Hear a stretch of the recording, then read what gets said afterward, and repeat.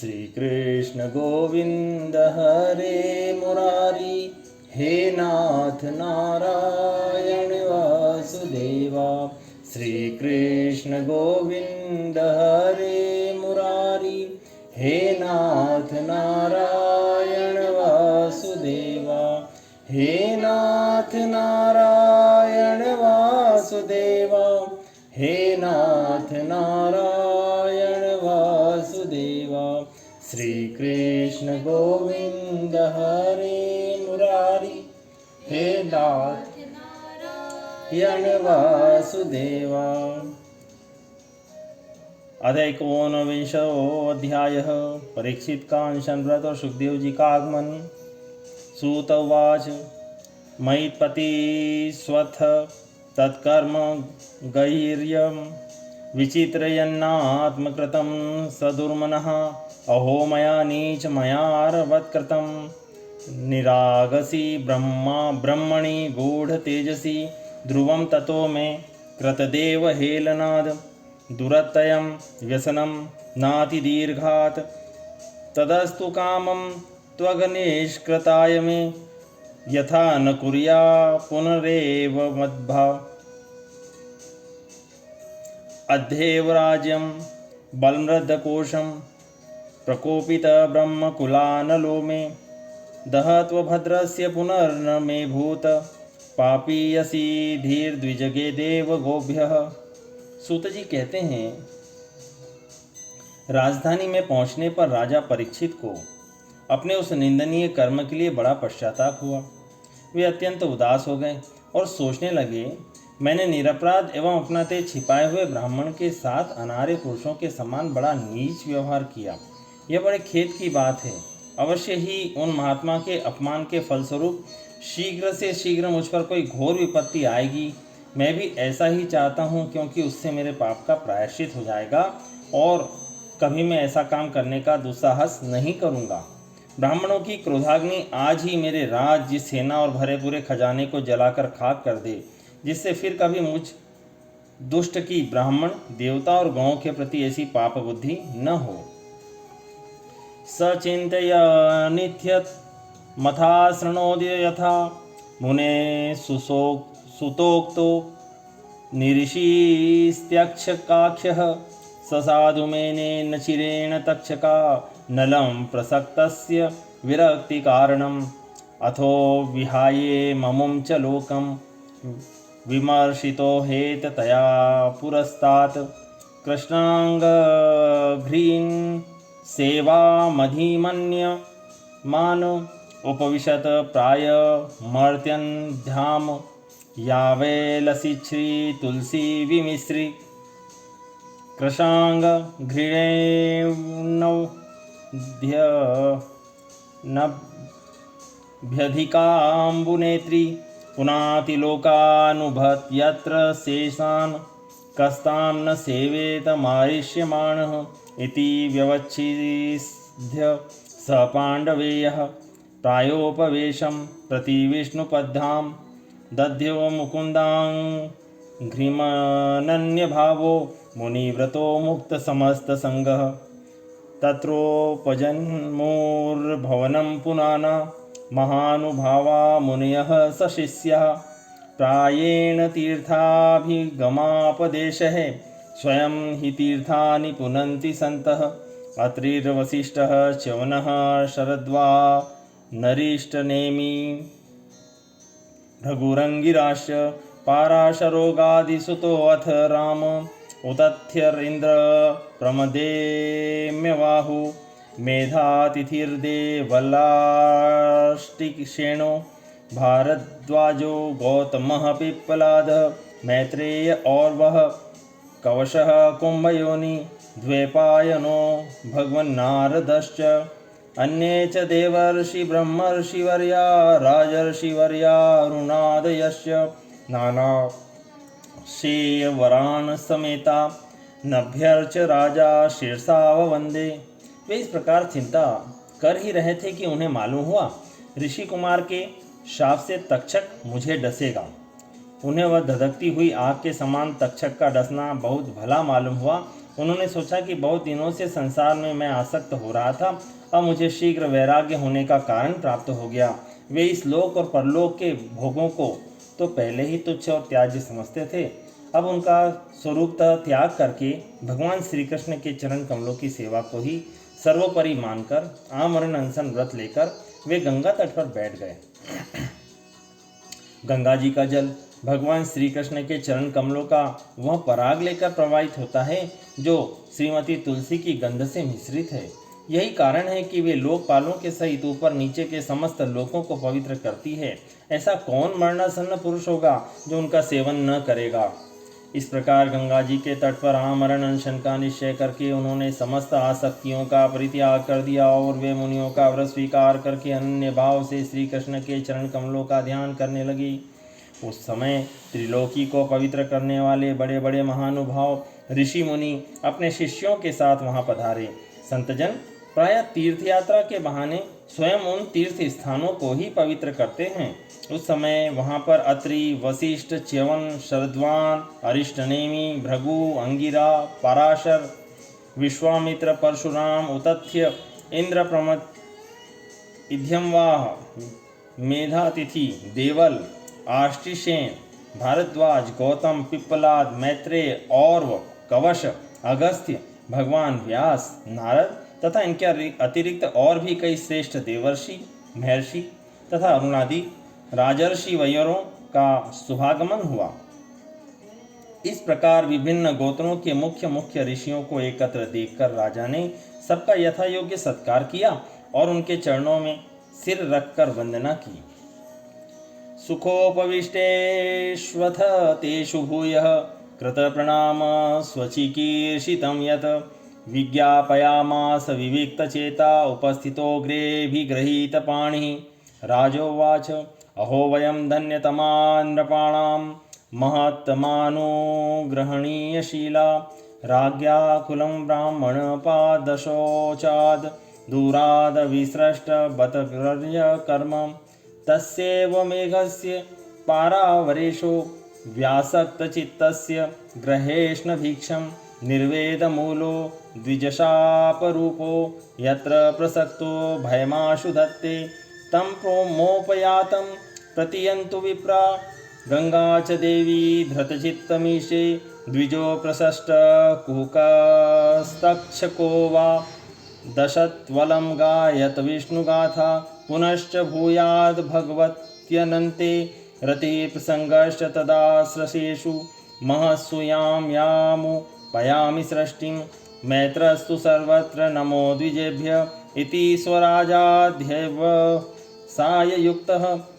प्राचीनमूलेषु कुशेषु धीरः उदङ्गमुखो दक्षिणकूलास्ते समुद्रपत्या सुत स्वसुतन्यस्तभारः। जब सब लोग आराम से अपने अपने आसनों पर बैठ गए तब महाराज परीक्षित ने उन्हें फिर से प्रणाम किया और उनके सामने खड़े होकर शुद्ध हृदय से अंजलि बांधकर वे जो कुछ करना चाहते थे उसे सुनाने लगे। राजा परीक्षित ने कहा, अहो समस्त राजाओं में हम धन्य हैं, धन्य तम हैं क्योंकि अपने शील स्वभाव के कारण आप महापुरुषों के कृपा पात्र बन गए हैं। राजवंश के लोग प्रायः निंदित कर्म करने के कारण ब्राह्मणों के चरण धोवन से दूर पड़ जाते हैं। यह कितने खेद की बात है। मैं भी राजा ही हूँ। निरंतर देह गेह में आसक्त रहने के कारण मैं भी पापरूप ही हो गया हूँ। इसी से स्वयं भगवान ही ब्राह्मण के शाप रूप में मुझ पर कृपा करने के लिए पधारे हैं। यह शाप वैराग्य उत्पन्न करने वाला है क्योंकि इस प्रकार के शाप से संसारासक्त पुरुष भयभीत होकर विरक्त हो जाया करते हैं। ब्राह्मणों, अब मैंने अपने चित्त को भगवान के चरणों में समर्पित कर दिया है। आप लोग और माँ गंगा जी शरणागत जानकर मुझ पर अनुग्रह करें। ब्राह्मण कुमार के शाप से प्रेरित कोई दूसरा कपट से तक्षक का रूप धरकर मुझे डस लें अथवा स्वयं तक्षक आकर डस लें, इसकी मुझे तनिक भी परवाह नहीं है। आप लोग कृपा करके भगवान की रसमयी लीलाओं का गायन करें। मैं आप ब्राह्मणों के चरणों में प्रणाम करके यही पुनः प्रार्थना करता हूँ कि मुझे कर्मवश चाहे जिस योनि में जन्म लेना पड़े, भगवान श्री कृष्ण के चरणों में मेरा अनुराग हो, उनके चरणाश्रित महात्माओं से विशेष प्रीति हो और जगत के समस्त प्राणियों के प्रति मेरी एक सी मैत्री रहे। ऐसा आप आशीर्वाद दीजिए। भगवान परीक्षित परम धीर थे। वे ऐसा दृढ़ निश्चय करके गंगा जी के दक्षिण तट पर कुशाग्र पूर्वाग्र कुशों के आसन पर उत्तर मुख होकर बैठ गए। राजकाज का भार तो उन्होंने पहले ही अपने पुत्र जन्मेजय को सौंप दिया था। एवं च तस्मिन् नरदेवे देवदेवे पायोपविष्टे दिवि देवसंघा प्रशस्य भूमो व्यकिरण प्रसूने मूर्धा मुहुर्दुन्दु भयश्च नेदुः महर्षयो वे समुपागताये प्रशस्य साध्वीत्यनुमोदमाना ऊचु प्रजानुग्रहशीलसारा यदुत्तमश्लोकगुणाभिरूपं न वा इदं राजर्षिवर्यं चित्रं भवत्सु कृष्णं समानुव्रतेषु केध्यासनं राज किरीटजुष्टं सद्यो जहुर्भगवा पार्श्वकामः सर्वे वयं तावदिहास्महेध्य कलेवरं यावदसो विहाय लोकं परं विरजस्कं विशोकं यास्यत्ययं भागवत प्रधानः आश्रुत्य त्रदशी गणवचः परीक्षित समं मधुच्युत गुरुचावलिकम् आभाषतेनानभिनन्द्ययुक्तान् शुश्रूषमाणश्चरितानि विष्णोः समागताः सर्वत एव सर्वे वेदा यथा मूर्ति राष्ट्रीपृष्ठे नेहाथवामुत्र च कश्चनार्थ ऋते परानुग्रहमात्मशीलं ततश्च वप्रच्छमिमं विप्रच्छे विस्रभ्य विप्रा इति कृत्यतायां। पृथ्वी के एकच्छत्र सम्राट परीक्षित जब इस प्रकार आमरण अनशन का निश्चय करके बैठ गए, तब आकाश में स्थित देवता लोग बड़े आनंद से उनकी प्रशंसा करते हुए पृथ्वी पर पुष्पों की वर्षा करने लगे तथा उनके नगारे बार बार बजने लगे। सभी उपस्थित महर्षियों ने परीक्षित के निश्चय की प्रशंसा की और साधु साधु कहकर उनका अनुमोदन किया। ऋषि लोग तो स्वभाव से ही लोगों पर अनुग्रह की वर्षा करते रहते हैं। यही नहीं, उनकी सारी शक्ति लोग पर कृपा करने के लिए ही होती हैं। उन लोगों ने भगवान श्री कृष्ण के गुणों से प्रभावित परीक्षित के प्रति उनके अनुरूप वचन कहे। राजर्षि शिरोमणे, भगवान श्री कृष्ण के सेवक और अनुयायी आप पांडुवंशियों के लिए यह कोई आश्चर्य की बात नहीं है, क्योंकि आप लोगों ने भगवान की सन्निधि प्राप्त करने की आकांक्षा से उस राज सिंहासन का एक क्षण में ही परित्याग कर दिया जिसकी सेवा बड़े बड़े राजा अपने मुकुटों से करते थे।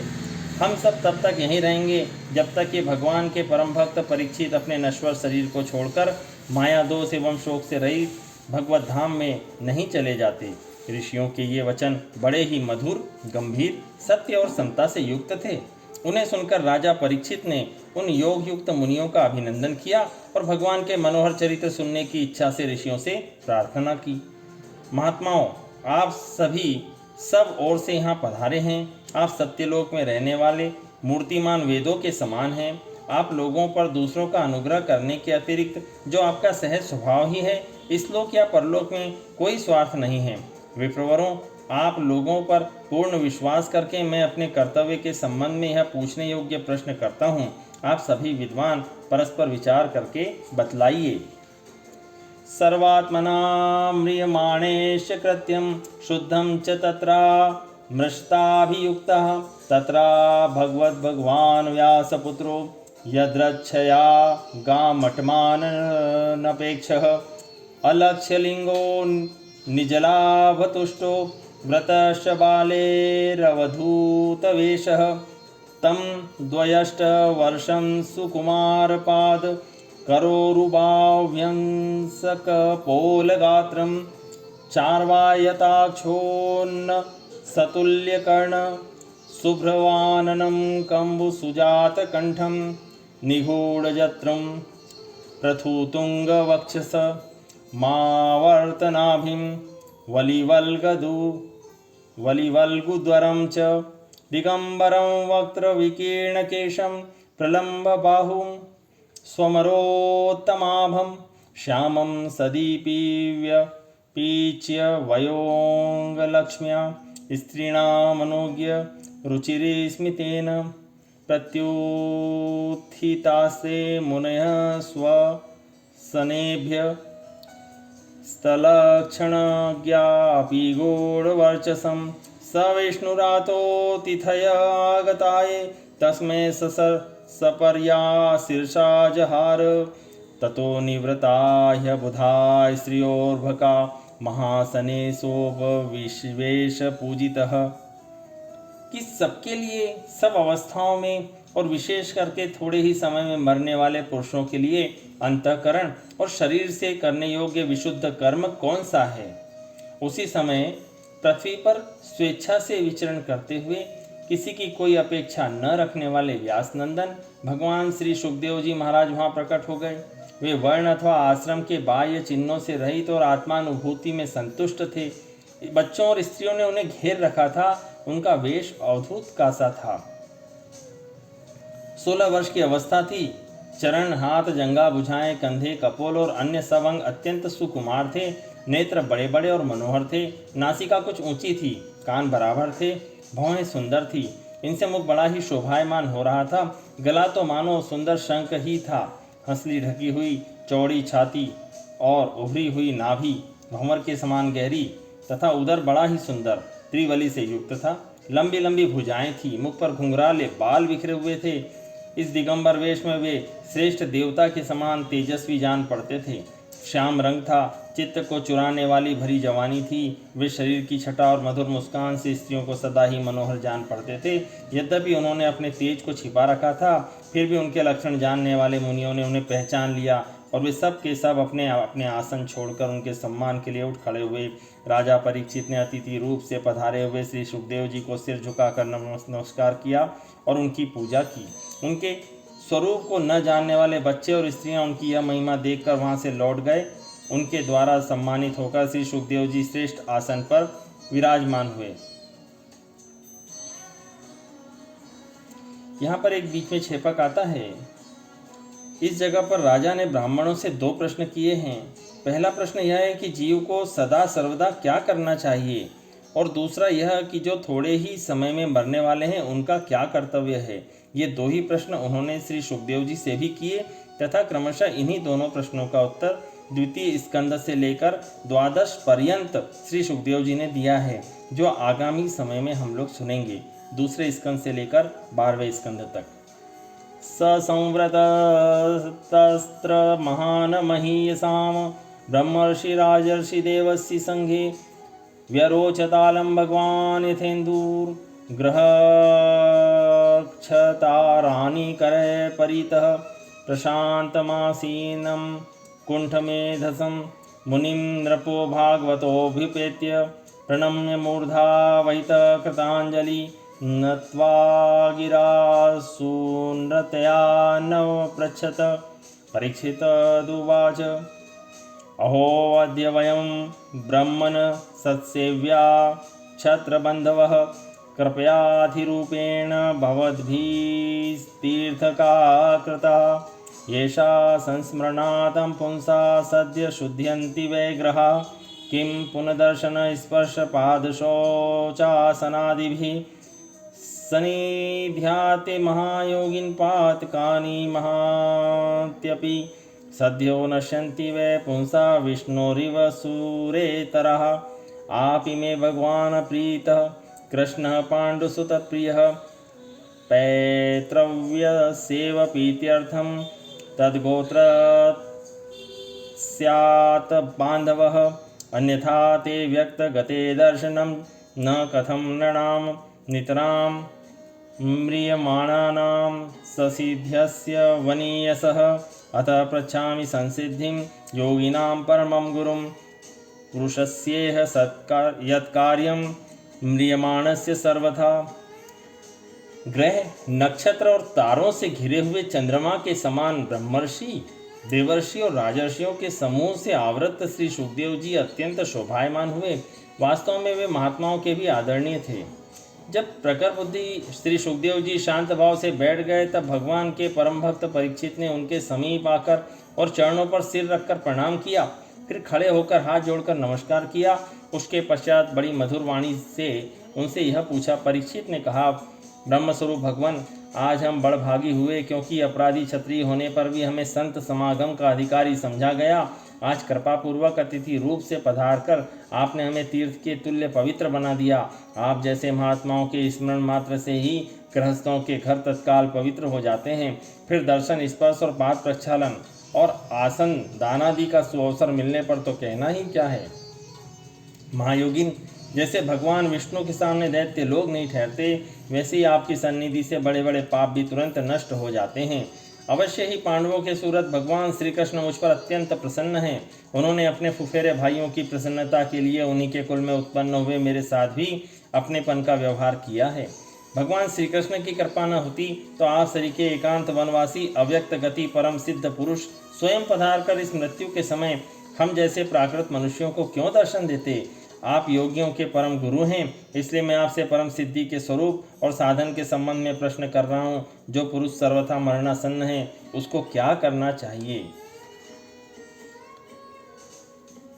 यच्छ्रोतव्यमथो जप्यम यत्कर्तव्यम नभि प्रभो स्मर्तव्यम भजनीय वा ब्रूहि यद्वा विपर्यम नूनं भगवतो ब्रह्मन् ग्रहेषु ग्रहमेधिनां न लक्ष्यते ह्यवस्थानमपि गोदोहनं क्वचित्। सूत उवाच। एवमाभाषितः पृष्टः स राज्ञा क्षणया गिरा प्रत्यभाषत धर्मज्ञो भगवान बादरायणिः। भगवान, साथ ही यह भी बतलाइए कि मनुष्य मात्र को क्या करना चाहिए। वे किसका श्रवण, किसका जप और किसका स्मरण, किसका भजन करें तथा किसका त्याग करें।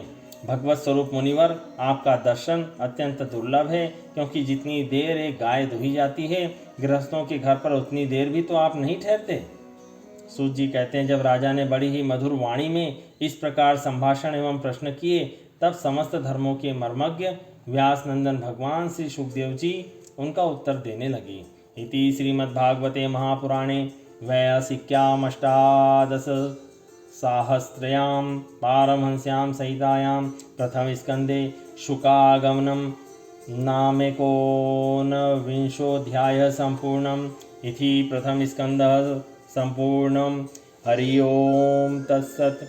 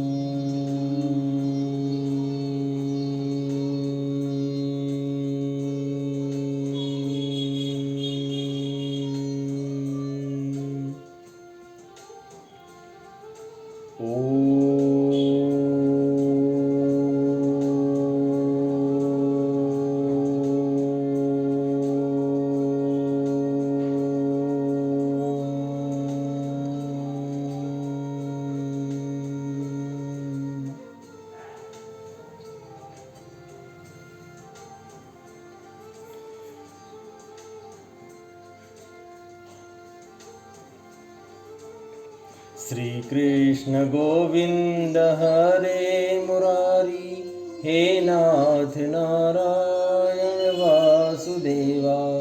श्री कृष्ण गोविंद हरे मुरारी, हे नाथ नारायण वासुदेवा।